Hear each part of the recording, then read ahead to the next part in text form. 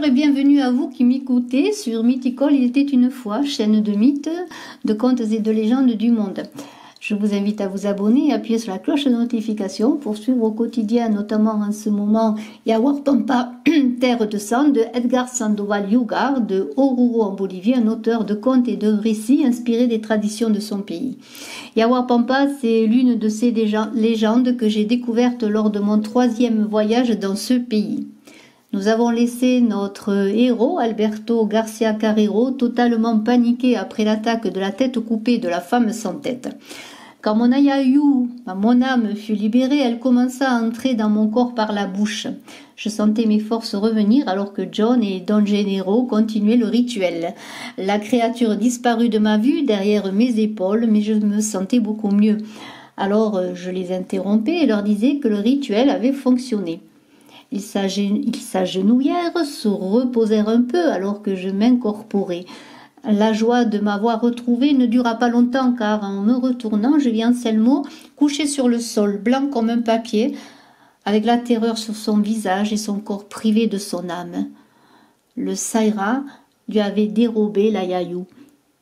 Entrons, si vous le voulez bien, dans le 3e épisode de ce monde de légendes ténébreux de cette terre perdue de Yawar Pampa, dans cet inconscient collectif qui appartient à chacun d'entre nous, une terre de légendes, d'esprits et de démons, de damnés et de prisonniers, une terre où l'on entre mais d'où l'on ne sort pas. Chapitre 13, El Lari Lari, le chat démoniaque. Dès que la population apprit la mort du Jilakata, le chef du village, elle paniqua. Personne ne savait quoi faire. Anselmo avait pris toutes les décisions importantes et sa disparition avait généré un état d'anarchie. Le seul qui semblait être calme, c'était Gennaro.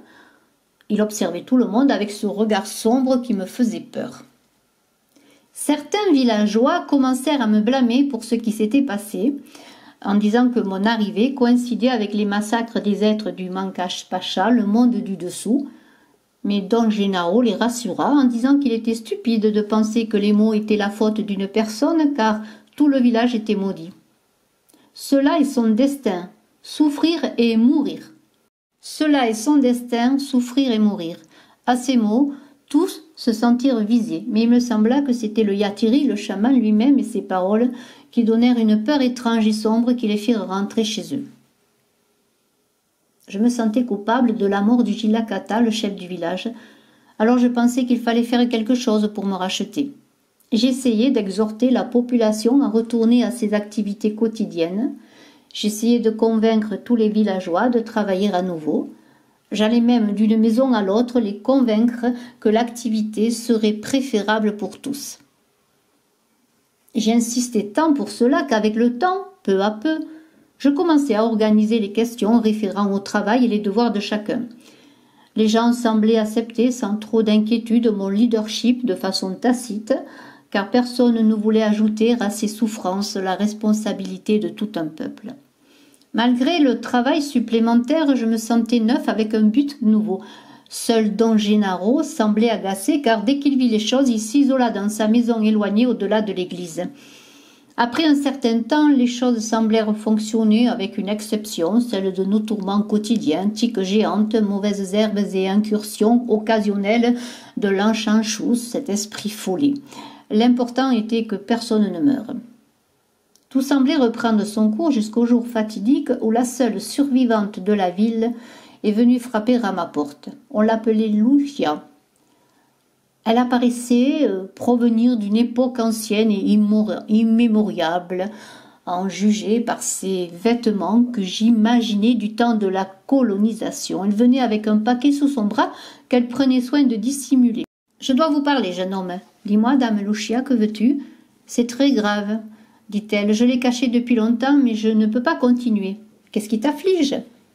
Elle déballa le paquet et je pus voir avec surprise un bébé d'environ 6 mois dans ses bras.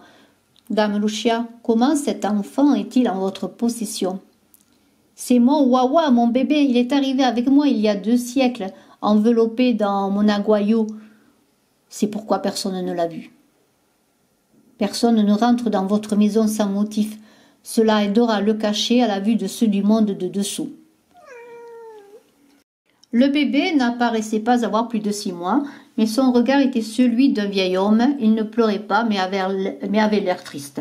« Et pourquoi me le montrez-vous » je lui demandai en regardant fixement Lucia. « C'est parce que je pense que ceux du monde du bal l'ont vu ou senti. »« Pourquoi pensez-vous cela ?»« C'est parce que j'ai entendu un lari-lari, ce chat démoniaque, miauler dans ma maison ces derniers jours. » Jamais avant ils ne sont venus, car ils pensaient que je n'avais pas de bébé. Mais il y a 2 jours, j'ai pris mon bébé dans le patio pour la première fois et je crois l'avoir vu, parce que ce soir-là, le lari-lari a commencé à miauler.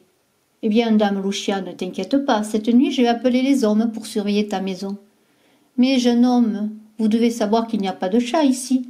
Celui qui miaule est le lari-lari, me dit-elle désespérée. »« Eh bien, dame Lucia, calmez-vous, je vais appeler les hommes ce soir pour garder un œil sur votre maison. »« Non, vous êtes jeune, vous, s'il vous plaît. »« D'accord, ne soyez pas effrayés, nous surveillerons ton bébé ce soir. »« Merci, jeune homme, merci. » Elle partit, me laissant pensif sur la façon d'agir dans cette situation.